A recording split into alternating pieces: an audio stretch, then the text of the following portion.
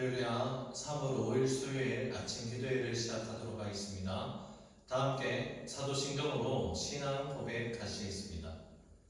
나는 전능하신 아버지 하나님 천지의 창조주를 믿습니다. 나는 그의 유일하신 아들 우리 주 예수 그리스도를 믿습니다.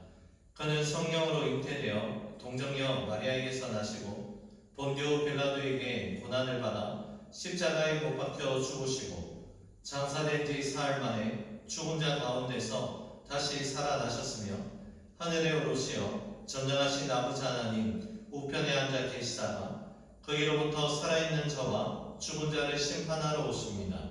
나는 성령을 믿으며 거룩한 공교회와 성도의 교제와 죄를 용서받는 것과 몸의 부활과 영생을 믿습니다.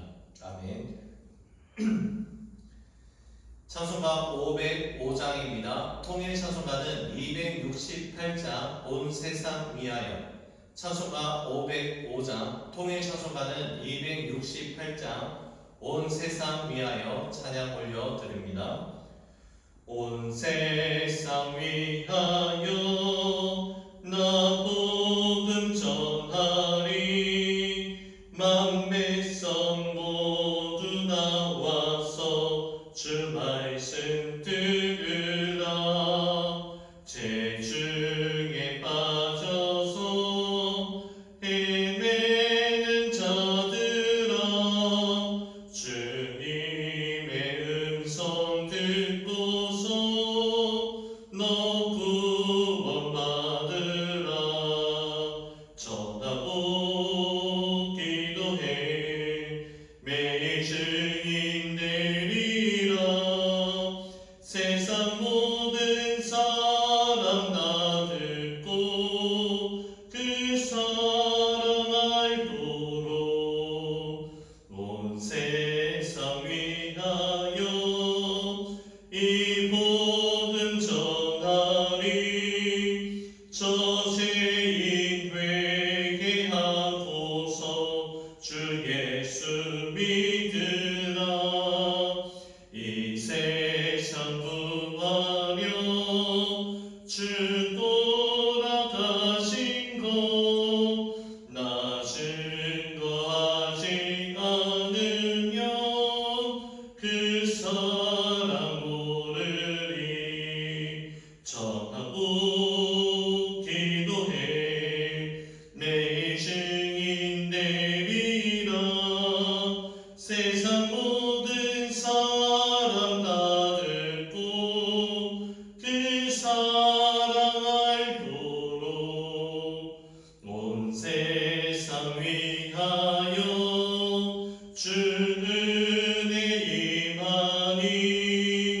주 예수 이름 힘입어 이 복음 전하자. 먼 곳에 나가서 전하지 못해도 나 어느 곳에 있든지 늘 기도 힘쓰리. 전하고 기도해 매일 증인 되리라. 세상 사람 다 듣고 그 사랑 알도록. 아멘. 오늘 우리에게 주신 하나님 말씀 누가복음 9장 1절에서 17절의 말씀입니다. 누가복음 9장 1절에서 17절의 말씀 한 절씩 나누어서 교독하시고 마지막 17절 말씀은 한 목소리로 함께 읽도록 하겠습니다. 예수께서 12 제자를 불러 모으사 모든 귀신을 제어하며 병을 고치는 능력과 권위를 주시고 하나님의 나라를 선포하며 앓는 자를 고치게 하려고 내보내시며 이르시되 여행을 위하여 아무것도 가지지 말라. 지팡이나 배낭이나 양식이나 돈이나 두벌옷을 가지지 말며 어느 집에 들어가든지 거기서 머물다가 거기서 떠나라. 누구든지 너희를 영접하지 아니하거든 그 성에서 떠날 때에 너희 발에서 먼지를 떨어버려 그들에게 증거를 삼으라 하시니 제자들이 나가 각 마을에 두루 다니며 곳곳에 복음을 전하며 병을 고치더라.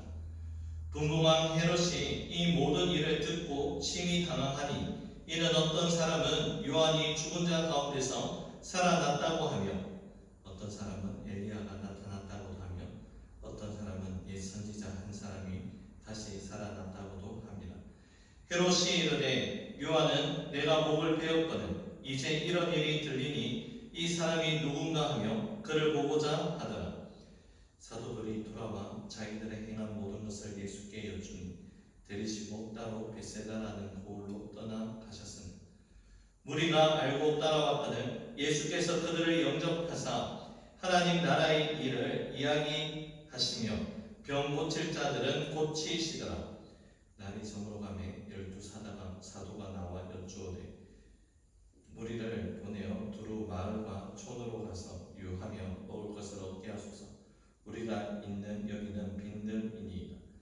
예수께서 이르시되 너희가 먹을 것을 주라 하시니 여짜오되 우리에게 떡 5개와 물고기 2마리밖에 없으니 이 모든 사람을 위하여 먹을 것을 사지 아니하오서 할 수 없사옵나이다 하니 이는 남자가 한 5,000명 되니라.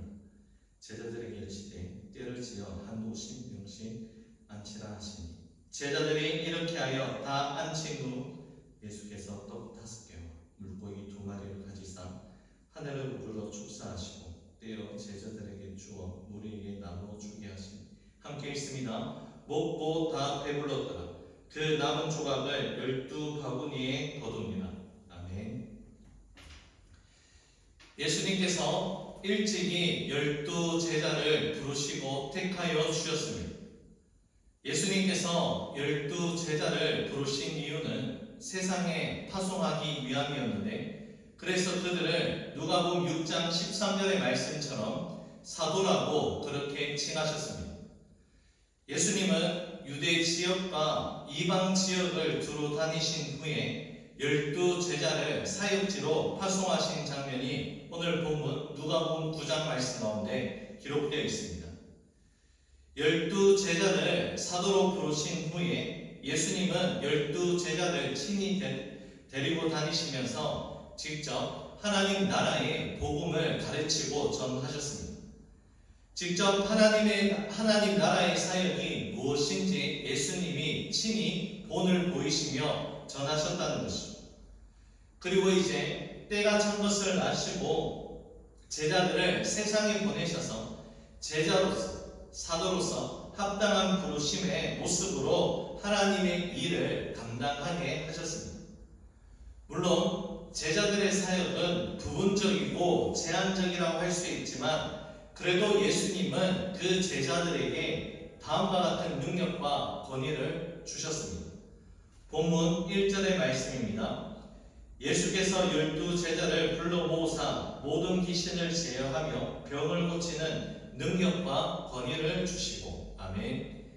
예수님께서 제자들에게 주신 능력과 그 권위는 하나는 귀신을 제어하는 것이며 또 하나는 병을 치유하는 그 능력과 권위였습니다. 제자들 스스로 자생적으로 가질 수 있는 능력과 권위가 아니라 예수님께서 직접적으로 허락하신 능력과 권위였다는 것을 우리는 주목해야 됩니다. 예수님께서 12제자를 부르신 분명한 목적과 이유가 있는데요. 우리가 앞서 살펴본 누가복음 4장 말씀 가운데 본격적인 공생의 사역을 알리시는 말씀이 이사야 61장의 말씀입니다. 가난한 자들에게 복음이 전해지고 포로되고 갇힌 자들에게 눌린 자들에게 자유를 전해주시기 위함이라고 예수님은 직접 자신의 사역을 선포하시면서 그 사역을 친히 감당하셨습니다. 바로 이러한 예수님의 사역을 제자들이 계승할 수 있게 하시고 그 사역을 감당할 수 있는 능력과 그 권위를 지금 부여하고 계신 것입니다. 또한 예수님은 12제자를 파송하시면서 3가지 지침 사항이 있다는 것을 오늘 본문을 통해서 전해주고 계시는데요. 첫째는 제자들은 여행을 위해서 아무것도 가지지 말라는 그 지침을 전해주셨습니다. 본문 3절의 말씀입니다. 이르시되 여행을 위하여 아무것도 가지지 말라. 지팡이나 배낭이나 양식이나 돈이나 두 벌 옷을 가지지 말며. 아멘.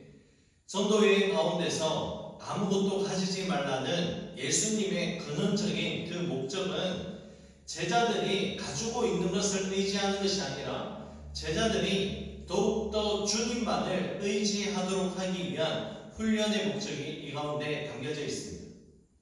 전도 여행을 통해서 하나님만을 전적으로 의지하며 나갈 때에 하나님이 전적으로 채워주시는 그 은혜를 경험하기를 원하고 계셨다는 것입니다. 하나님의 보호와 하나님의 공급 외에 다른 것을 의지하지 않게 하시는 예수님의 의도, 마음이 이 가운데 담겨져 있다는 것입니다. 자, 이제 예수님이 두 번째 지침을 내려주시는데요. 제자들이 전도 여행을 할 때에 어느 집에 들어가든지 들어가서 머물러야 된다는 그 지침입니다. 본문 4절 말씀 가운데 기록되어 있습니다. 어느 집에 들어가든지 거기서 머물다가 거기서 떠나라. 아멘. 어느 마을 한 집에 들어가서 이제 거할 처소를 삼게 된다면 그 마을을 떠날 때까지 그 집에 머물러 있어야 한다라는 예수님의 말씀입니다. 여행을 하다 보면 머무는 숙소가 때로는 불편할 때도 있을 것입니다. 숙소의 편하고 불편함을 떠나서 전도 여행의 목적만을 생각하면서 주어진 환경에 자족할 수 있는 그 마음으로 감사하며 지내는 것이 참된 제자의 모습임을 말씀합니다. 조금 불편해도 자신들이 왜 지금 전도 여행을 하고 있는지에 대한 분명한 인식을 놓치지 말라는 말씀입니다. 디모데 전서 말씀에 자족하는 마음이 있으면 경건에 큰 이익이 있다는 것을 제자들에게 미리 가르쳐주고 계신 것이죠. 자, 세 번째 지침이 내려집니다. 세 번째 지침은 제자들을 영접하지 않는 사람들에게서는 미련 없이 떠나라는 그 지침을 주십니다. 본문 5절 말씀입니다. 누구든지 너희를 영접하지 아니하거든 그 성에서 떠날 때에 너희 발에서 먼지를 떨어버려 그들에게 증거를 삼으라 하시니. 아멘. 제자들을 영접하지 않았다는 것은 결국에는 하나님 나라 말씀을 받지 않겠다는 뜻이며 제자들을 파송한 예수님을 영접하지 않겠다라는 그런 의미가 담겨져 있습니다. 발에서 먼지를 떨어버려라는 이 표현은 유대인들이 이방인 지역을 떠날 때에 부정한 것을 발에서 떼어내기 위한 그 모습이라 할 수 있습니다. 일종의 절연을 선언하는 모습입니다. 복음을 전하고 하나님 나라의 말씀을 전하였지만 말씀을 받아들이지 않았고 복음을 영접하지 않게 될 때에 멸망에 이를 수밖에 없다는 것을 또한 말씀하는 것입니다. 이제 제자들은 마을을 다니며 복음을 전하고 병을 고치기 시작합니다. 6절 말씀입니다. 제자들이 나가 각 마을에 두루 다니며 곳곳에 복음을 전하며 병을 고치더라. 아멘. 각 마을과 두루, 곳곳에 등의 이 표현은 제자들이 특정한 지역에만 머무르고 사역을 감당하는 것이 아니라 광범위한 그 지역을 찾아다니며 복음 사역을 감당했다는 그런 말씀입니다. 복음은 특정한 지역과 계층에만 해당되는 것이 아니라 모든 사람과 모든 지역에 반드시 전해져야 함을 제자들의 사역을 통해서 함축적으로 우리에게 전해지는 장면이기도 합니다. 그렇다면 여러분, 오늘 이 시대 가운데 예수님의 제자는 누구입니까? 바로 저와 여러분, 우리가 예수님의 제자입니다. 예수님의 제자들은 세상의 가르침을 따르고 세상이 주는 그 소리에 귀를 기울인 자들이 아니라 바로 주님의 음성에 귀를 기울이고 주님의 음성에 순종하는 자들이 바로 예수님의 제자들입니다. 예수님의 제자들이 감당한 사역은 복음서나 사도행전의 말씀으로 끝이 나는 것이 아닙니다. 2000년 전의 사건으로 종결되는 사건이 아니라는 것이죠. 주님께서는 오늘 저와 여러분의 삶을 통하여 이 복음 사역이 이루어지고 하나님 나라가 확장되기를 주님께서 간절히 원하고 기대하고 계십니다. 사랑하는 여러분, 저와 여러분들이 오늘 이 시대 가운데 예수님의 제자로 부르심을 받았다는 사실을 기억하시고 그 부르심 앞에 다시 한번 우리의 믿음의 반응으로 결단할 수 있는 우리의 삶이 될 수 있기를 간절히 소원합니다. 이제 오늘의 말씀을 맺고자 합니다. 비록 우리가 완전하지 못하고 연약하고 어리석은 모습이 아직 우리 가운데 여전히 있다 하더라도 그러함에도 불구하고 저와 여러분들을 불러주신 주님의 부르심을 믿음의 눈으로 바라볼 수 있기를 간절히 소망합니다. 또한 주님께서 계획하시고 부탁하신 복음 전도의 사명을 우리가 처해 있는 삶의 현장 가운데서 각자의 자리에서 순종함으로 잘 감당할 수 있는 우리 모두가 될 수 있기를 주님의 이름으로 간절히 축복합니다. 기도하겠습니다. 고맙고 감사하신 사랑의 주님, 우리가 주님을 떠나서는 아무것도 할 수 없음을 고백하며 나갑니다. 하지만 그럼에도 불구하고 우리를 있는 모습 그대로 불러주시고 이 시대 가운데 예수님의 제자로서의 삶과 사명을 허락하여 주신 은혜와 사랑에 감사를 드립니다. 우리를 향하신 하나님의 부르심에는 후회하심이 없다는 사실을 기억하고 우리를 향하신 하나님의 기대하신 바를 순종함으로 우리의 삶 가운데서 열매를 맺을 수 있는 귀한 은혜가 있게 하여 주옵소서. 모든 것 주님께 감사드리오며 예수님 이름으로 기도 올려드립니다. 아멘. 하늘에 계신 우리 아버지, 아버지의 이름을 거룩하게 하시며 아버지의 나라가 오게 하시며 아버지의 뜻이 하늘에서와 같이 땅에서 이루어지게 하소서.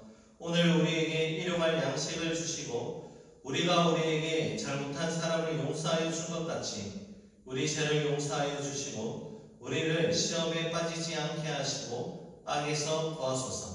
나라와 권능과 영광이 영원히 아버지의 것입니다. 아멘. 개인적으로 기도하는 시간을 가지도록 하겠습니다.